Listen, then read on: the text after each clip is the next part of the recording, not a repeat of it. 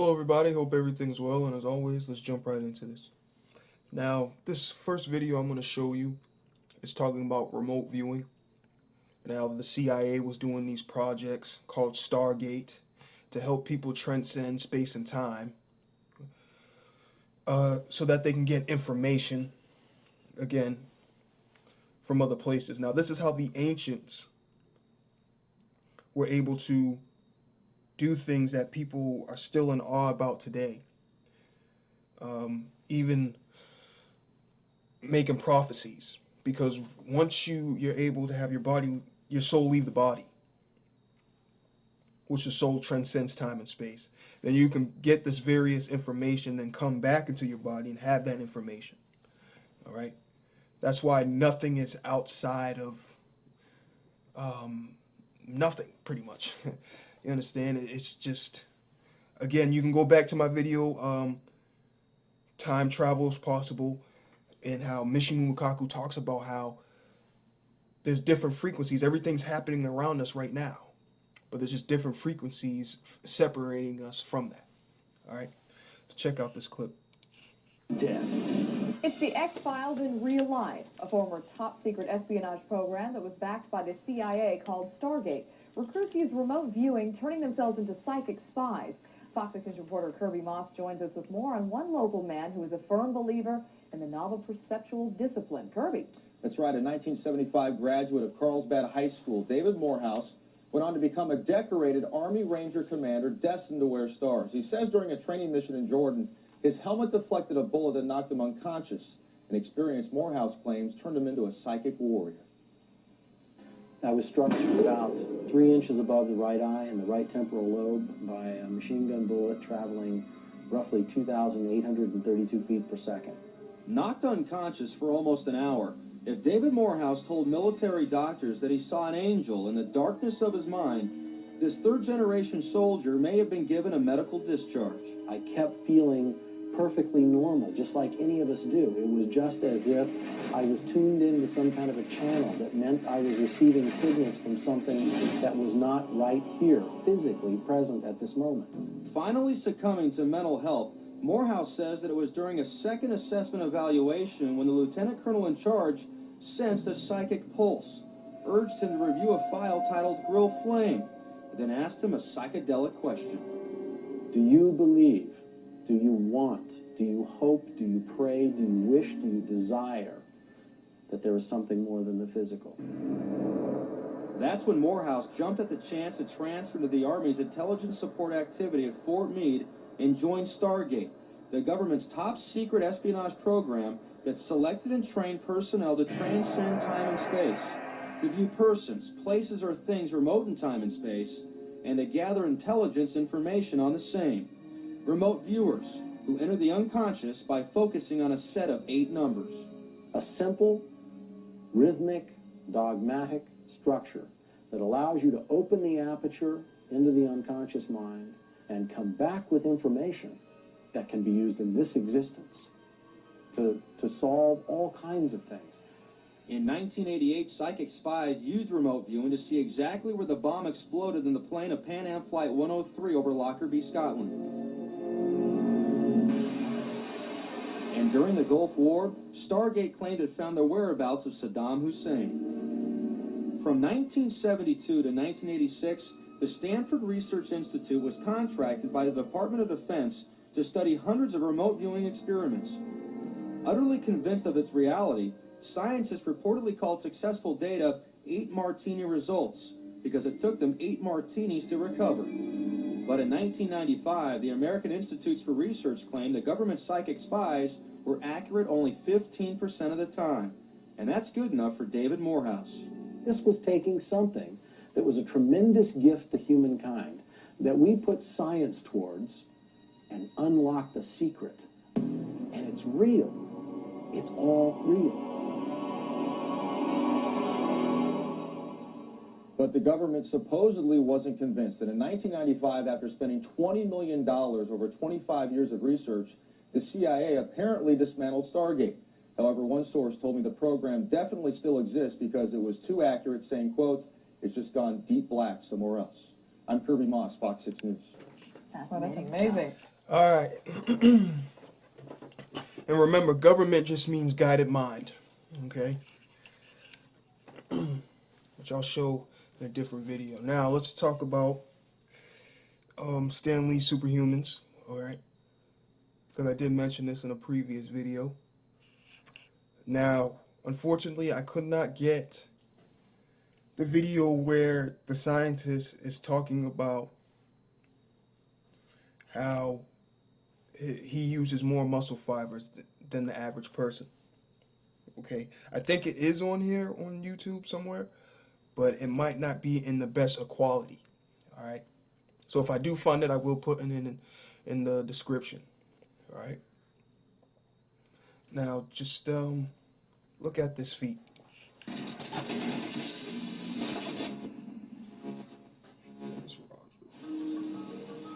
At Houston University's Human Performance Lab, research scientists test the physical limits of the human body. Hi, Bill. Good to meet you. This man, right? Can they find an explanation for Dennis Rogers' incredible strength? First, they need to see him in action. So it'll be like this.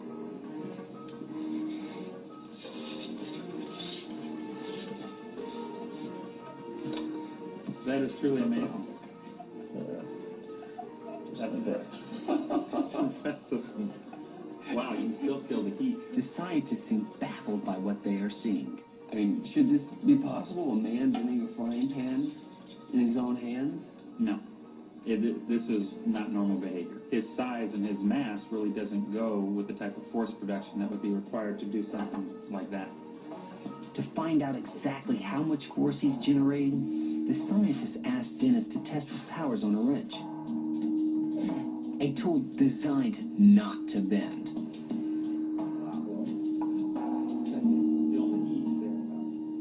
What we're doing now is we're testing to see how much weight has to be generated to bend the wrench. We have a little platform we created here. All right, so let's add some weights. All right. So we're at 150 pounds now. 265. Yes. All right, 350 pounds. And with these three plates, that's Just 500 pounds. And we have 500 pounds. You can see it's still not bent into a right angle. To bend it as far as he did, all the way around, that would require far greater strength. So even though this is a lot of weight, I don't even think it comes close to what he's producing. We're going to stop at 500 just because I think we're getting to a safety issue at this point of this thing collapsing. We now know it takes more than 500 pounds of force to bend a wrench. We also know force equals mass times acceleration.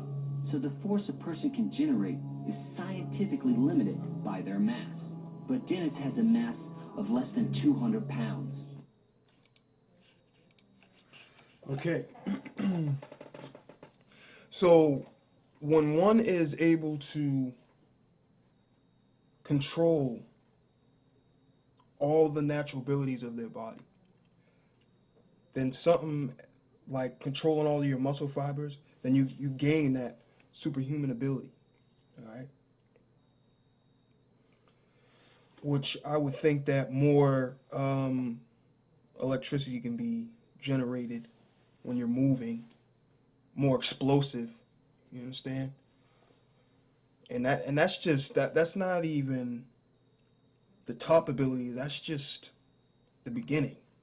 You understand what I'm saying? But now, look at these studies they're doing on meditation. You can also look up Wim Hof, I believe. They call him the Iceman. I'll put his video in the description and how he did these certain meditations so that he can survive in the cold without any really article of clothing, just a pair of shorts. I think he was the only man who climbed Mount Everest without any gear on.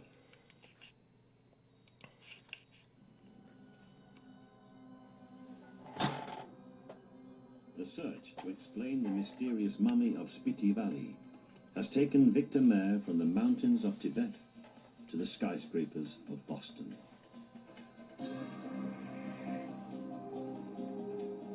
For years, Dr. Herbert Benson of the Harvard Medical School has been conducting experiments on Buddhist monks from Tibetan monasteries to assess the effects of meditation and the body's metabolism. His research has provided a remarkable insight into the ways the mind can alter the functioning of the body. What we found with respect to their oxygen consumption, in simple meditation, they decrease their metabolism upwards of 64%. And this was the largest decrease in oxygen consumption that was ever recorded in experiments by a simple restful procedure. Carefully monitoring a form of Dzogchen meditation known as Tum Mo, the yoga of inner heat, Benson came up with even more intriguing results. What we found initially in Tumo was that monks were able to increase their skin temperature in environments of 50 to 60 degrees Fahrenheit. But that was just the beginning. Well, what we found in these monks in very cold environments of 40 degrees Fahrenheit, wrapping themselves in wet sheets, these monks astoundingly could increase their temperature enough to get the sheets steaming and dry the sheets. You and I would go into uncontrollable shivering and perhaps even die of too low blood pressure.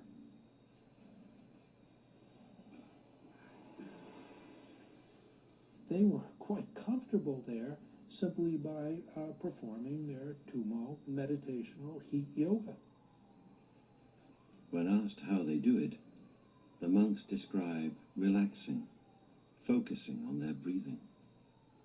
They picture air coming in and out as a kind of energy. They visualize it as a flame, a fire coursing through the chest. Dr. Benson has shown that anyone who performs the initial steps of meditation can have a significant effect on their body.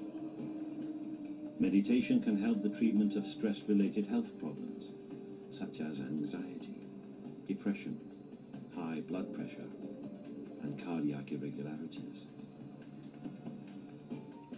But can Dr. Benson's evidence about the physical power of Buddhist meditation help us understand what happened to the mummy of Spiti Valley? Learning about Dr. Benson's work has given me a glimpse of the tremendous powers that the Tibetan mummy might have possessed. If they could actually dry icy sheets using heat visualization techniques, I wonder if the mummy could have dried his body the same way. Could this really be the explanation for the mummy's death? Could it really be that he literally dried?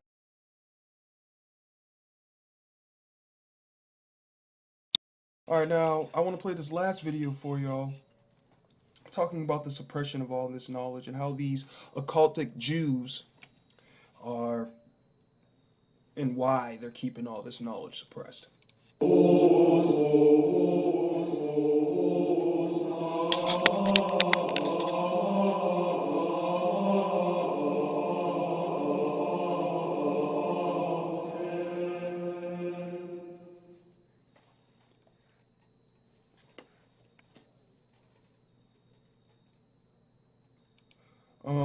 We will be talking about this later in a different video. First of all, we all have to understand what communism is. Communism is basically a mask for Bolshevism, which is a mask for Judaism. All right. Now, I advise you all just to pause this video so you can just read all this. All right. Again, we will be talking about this more in a different video.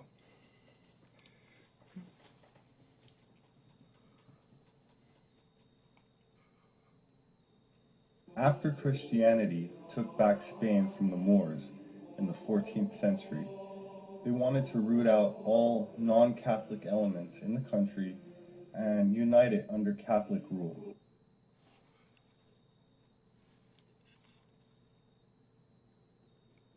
I'll put some sources in the description below about the Moors for those who are not too familiar with that. I'm sure most of you already know about that history if you're dealing into the occult side of things. The church demanded that hundreds of thousands of Jews convert or leave. Many Jews agreed to convert, and they became known as conversos. The slang or derogatory term given to those who were not totally sincere in their conversion was marranos, which means pigs. They openly followed the Christian faith, but covertly held true to their former identity and agendas in secret. They intermarried with the nobility and rose to the highest ranks in government and the church. And according to Jewish-born author Dr. Henry Mackau, and I quote, "They pretended to belong to a target group, but like the Freemasons, they had handshakes to recognize each other, and they met in secret at night." The founder of the Jesuits was a converso, and so was his successor. The Society of Jesus, as the Jesuits are formally known, was started in the 1530s by Ignatius of Loyola, and he was a Basque soldier who compiled a series of esoteric spiritual exercises, which, when performed, well, they were performed by all of the male order, and there are no Jesuit sisters. So these spiritual exercises consist of mental exercises, meditations, prayers, and other practices which were designed to improve a person's spiritual vitality. Another way of expressing... Also chanting, that's why you will hear, which I'm going to play a video of that at the end of this. When they do these chants, get your mind at a certain frequency so that you can perform these feats.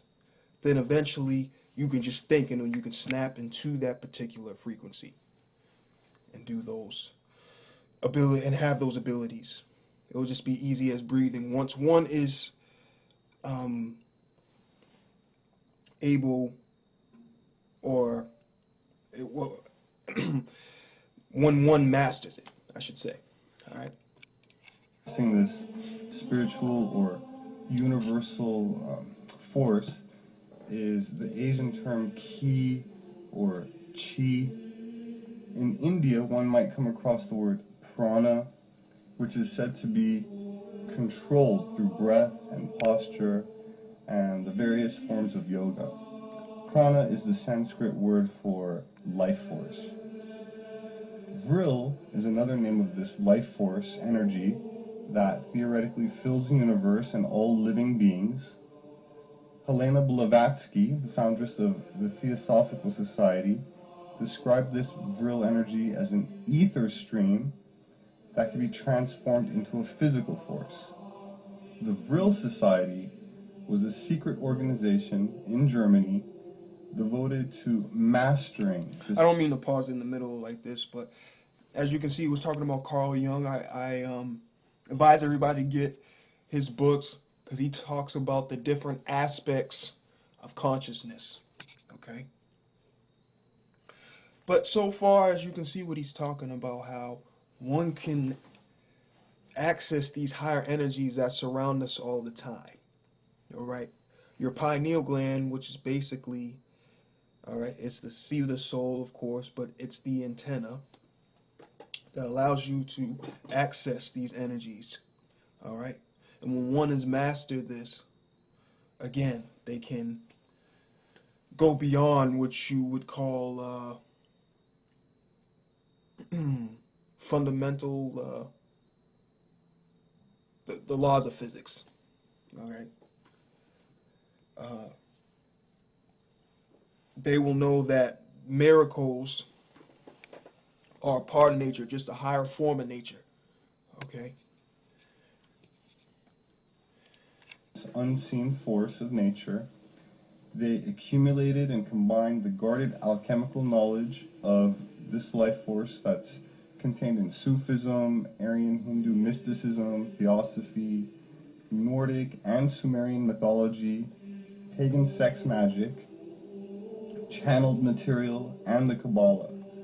According to esoteric and yogic teachings, sexual energies can be channeled, stored, and harnessed, and Tantra and Kundalini Yoga were two ancient techniques utilized by the German Vril Society. After fleeing Germany in 1933, Dr. Willy Ley, one of the world's greatest rocket experts, said, and I quote, "The Vril Society, which formed shortly before the Nazis came to power, believed that they had secret knowledge that would enable them to change their race and become equals of the men hidden in the bowels of the earth. Methods of concentration, a whole system of internal gymnastics by which they would be transformed. These methods of concentration were probably based on Ignatius Loyola's spiritual exercises.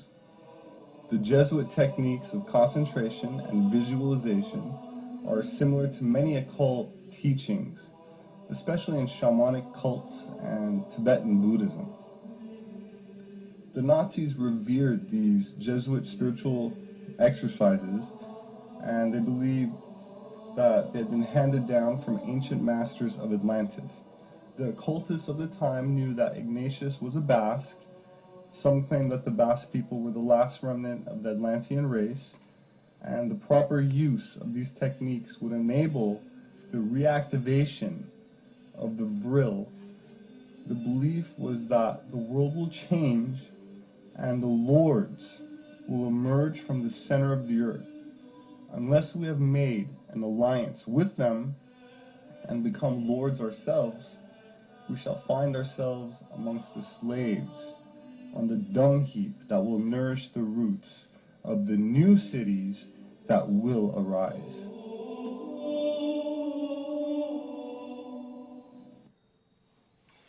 So, again, this is the end goal, basically for all humanity, is to reach that status of becoming beyond the gods. Thank you for listening, and peace and balance to the ancient ones.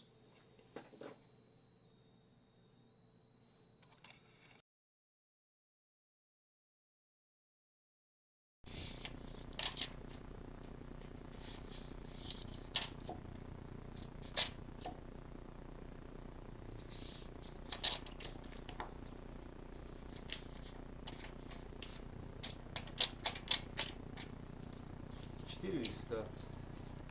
Толщина 1/10 миллиметра каждый лист.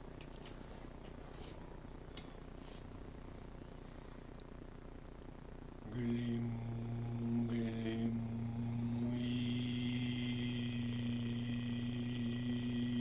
им. Было видно? Да. Им. Было видно, да.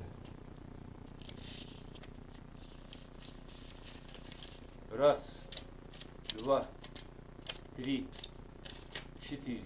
Все 4 пробиты насквозь. Доли миллиметра остановился от кожи, не повредив руку. Остановился поток силы.